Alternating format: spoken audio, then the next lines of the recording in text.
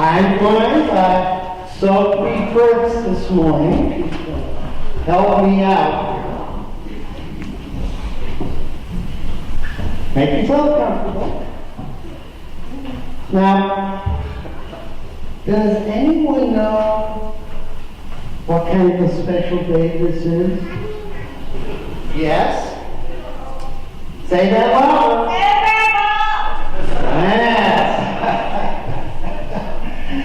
Yes, the Super Bowl. And some of us are, in fact, serious fans. This would be the Super Bowl 51 hat right here. And Sophie, what have you got? I have a little box here. Does anyone want to open it?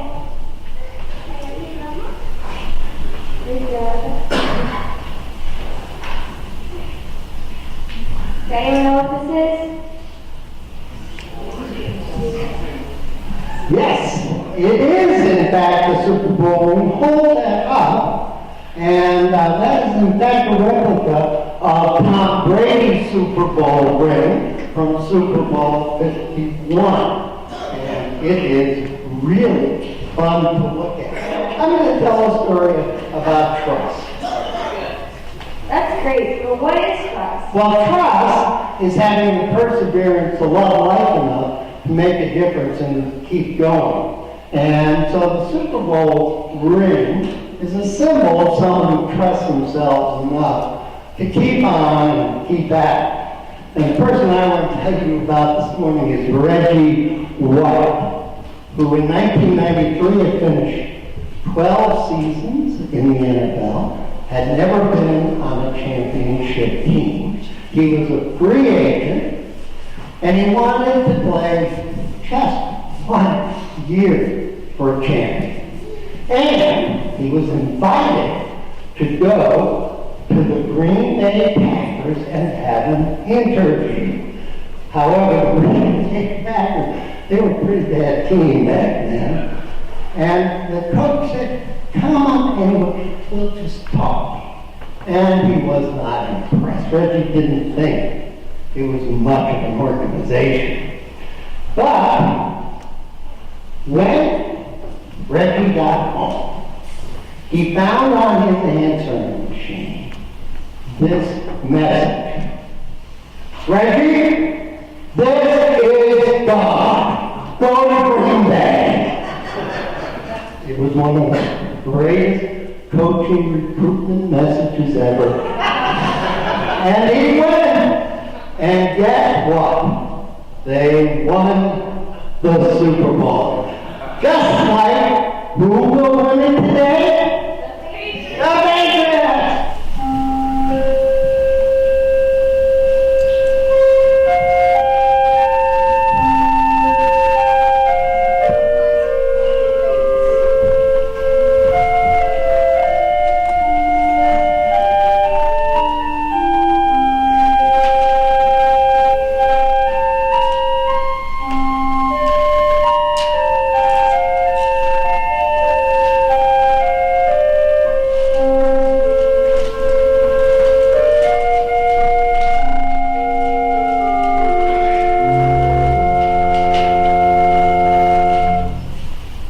In the documentary Tom versus Time, we learn that Tom Brady has more on his mind than winning the Super Bowl. Tom Brady, in fact, has this on his mind. He has a plan for your life and my life. And this is his plan. Good health, joy, peak performance, and all the avocado ice cream you can eat.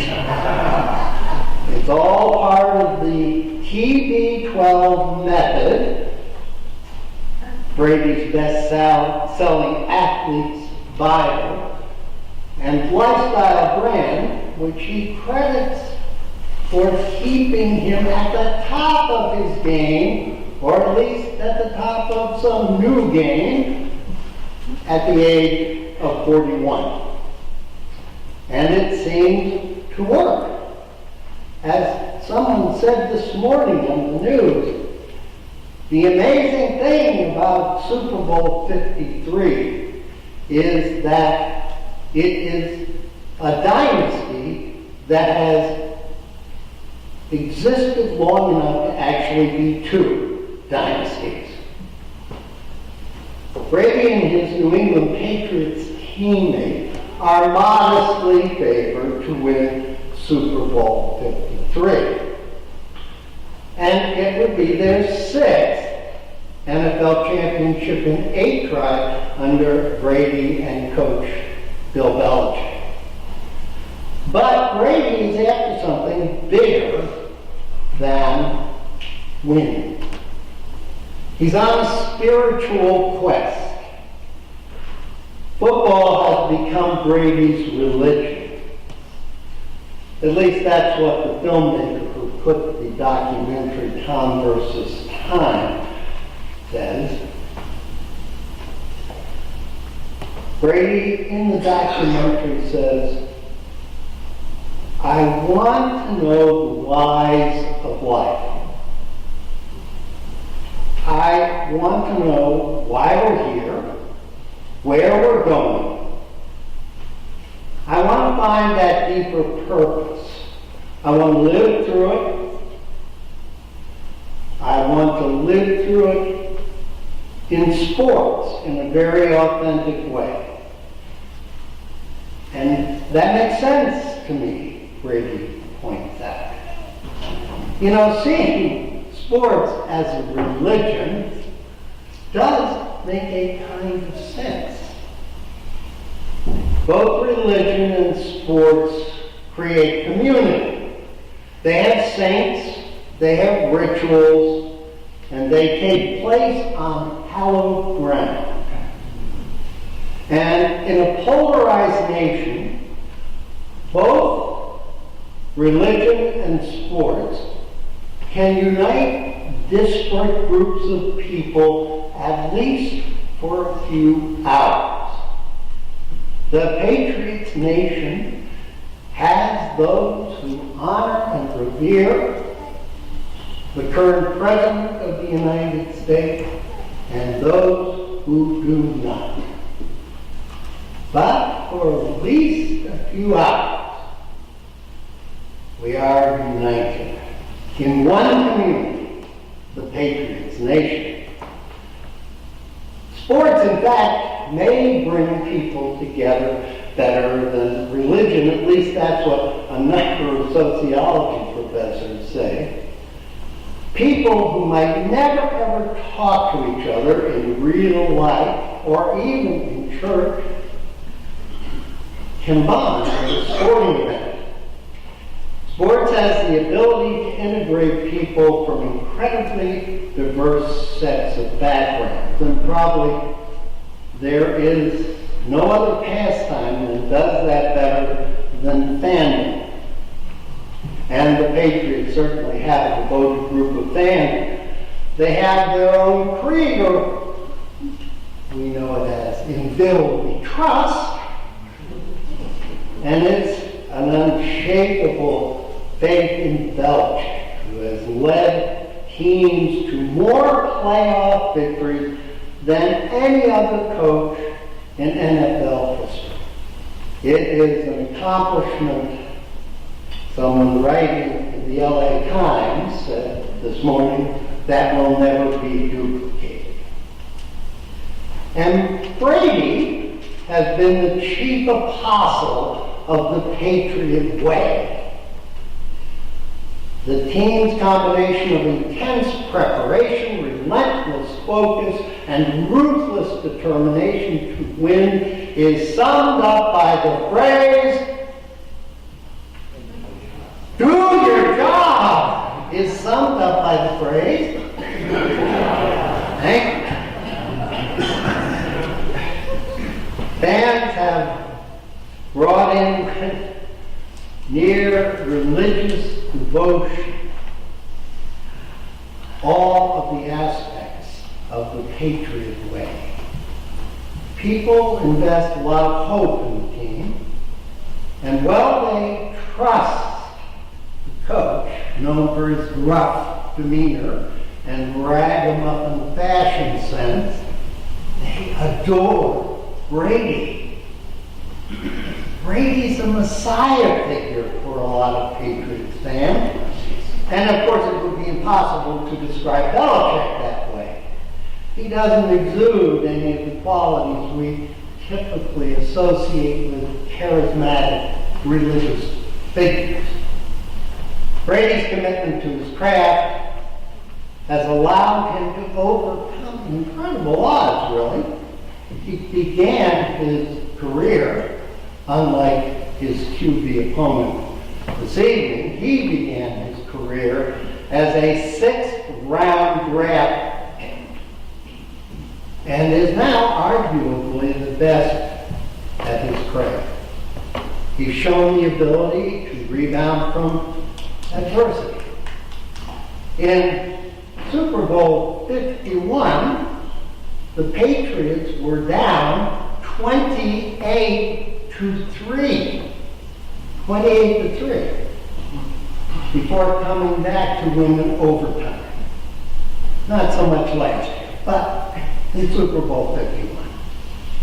Brady is a great example of what can happen if you are radically committed and persistent.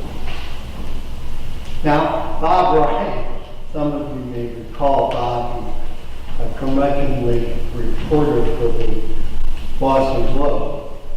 He's more skeptical. He's fine with on-field success and promoting good nutrition and fitness. That's fine with him too. But as for spiritual beliefs, spare him the idea of Brady as a spiritual leader. As for Brady, he could care less. He appears focused on the big game, shows no sign of quitting. As Tom Brady puts it, so, if you're going to compete against me, you better be ready to give up your life, because that is what I have been doing for years. But his son Jack puts it in perspective. When Brady asked Jack in the 4th episode of Tom versus Time, "Who's your favorite quarterback?" His son is decisive and cold with the answer, "Cam Newton." And that's not the only QB sneaking up on Tom.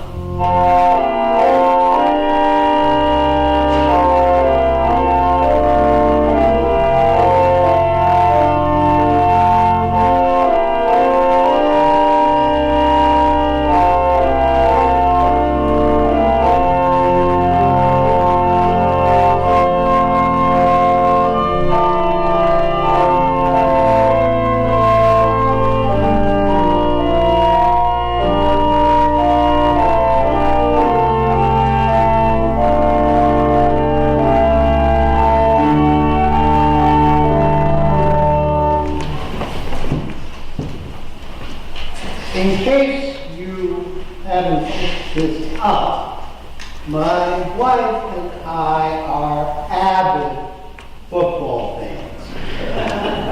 And we are now entering into what we call the long drought of no football, except for tonight. I say this even though both of us think the game is brutal and should be banned for sure. But we're hooked.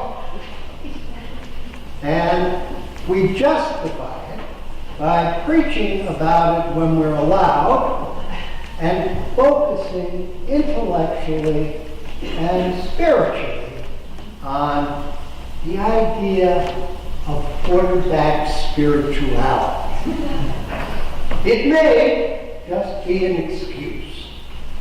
Nonetheless, here's a simple summary of quarterback spirituality for today's Super Bowl quarterbacks.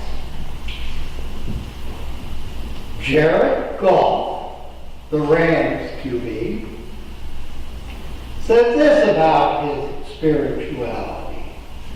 I'm just laid back, have fun, and just be happy. That's my spirituality. Tom Brady, Patriots QB, says his spirituality is hang on and hold up. That's it. Now, before we go too simple, here's some religious background that Michael Seriosa, writing in The Atlantic, thinks we need to understand about quarterback spirituality.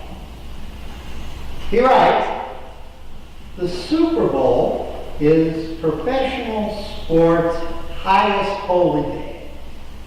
As fans paint their faces, torsos, pile on the licensed apparel, quixotically arrange beer cans in the shape of the team's logo, the question is, why exactly would anyone do that? In my own case, why do I feel the need to sport a QB12 shirt on fall Sundays in front of the television? And the secret of fandom might just be found in a context that is far removed from professional football. A century ago, Emil Durkheim, see, I'm digging this. We're bragging up Durkheim now. Pioneer sociologist, went through the accounts of primitive peoples around the world, and he was trying to excavate the ancient source of religious ties that bind. And this is what he came up with. Whenever a society or a subculture in society, perhaps even a sports subculture, worships a divine form, it is in fact really just worshiping itself. For Durkheim, this all hinged on what he called the totem. He wrote, on the one hand, the totem is the external and tangible form of the god. But on the other hand, it is the symbol of the particular society we call the clan, or the tribe, or the Patriots Nation. It is its flag. It is the sign by which each tribe distinguishes itself from others. It is the visible mark of spirituality. The totem gives believers a physical representation of the need for identity and unity. A star of David hung from the neck, a Hindu Ganesh figure placed on the dashboard was good fortune, a St. Christopher medal tucked in the wall. Theological justifications are really just incidental. What matters is that through our faith in these common objects, community is forged. Members of each tribe try to give themselves the external appearance of their totem. When the totem is a ram, the individuals wear horns on their heads, such as you may well see on some fans in tonight's Super Bowl, such as you may see on their uniform, which had to get special approval to bring the horns down the front. If you look hard at sports, you can't help but see the contours of religion. And that leads us to QB spirituality. What do the QBs believe in? What are their totems? Jared Goff, QB for the Rams, says, totem, my totem is my music. I love my pre-game music and I play it on the bench. It's a nice mix. A little Counting Crows, maybe some Avicii, and Taylor Swift. And it's worked for him through a short and until recently a blessed career.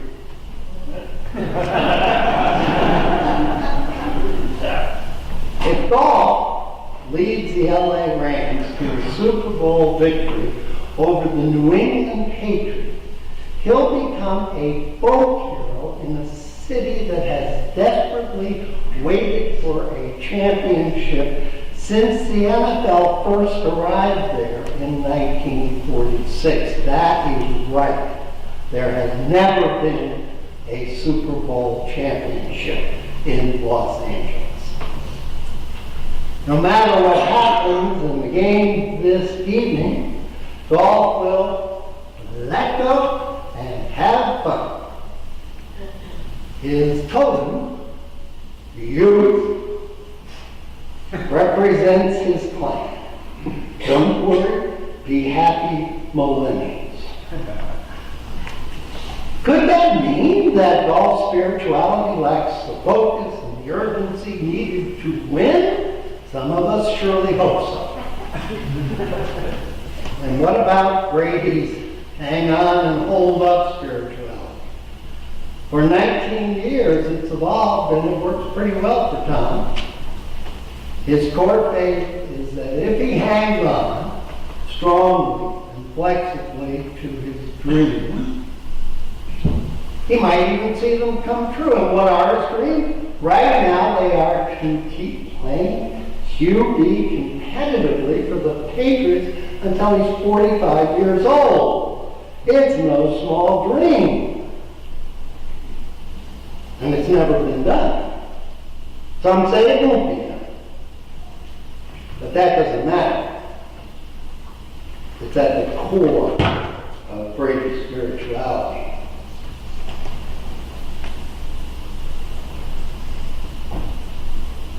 You know, the Brady house is filled with totems.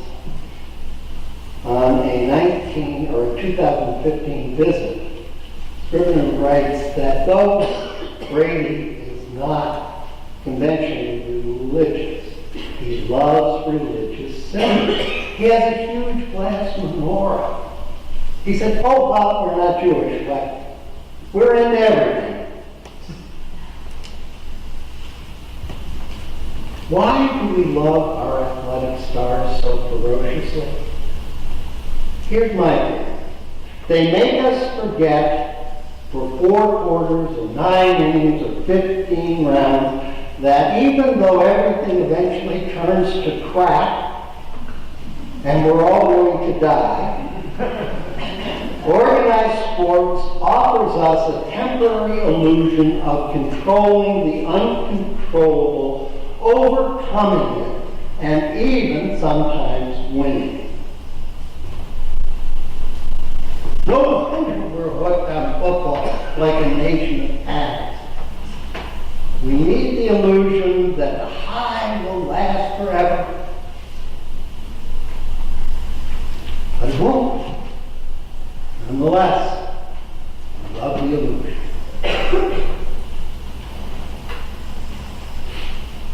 Anyway, the Tom Brady persona isn't someone futilely pushing against a rush of time slipstream, but moving down the field as gracefully and as gratefully as he can. It's temporary. It's an illusion. But maybe it's enough. Maybe his totem, the underinflated football, will give an edge tonight as QB12 tries again to hang on and hold on. Amen.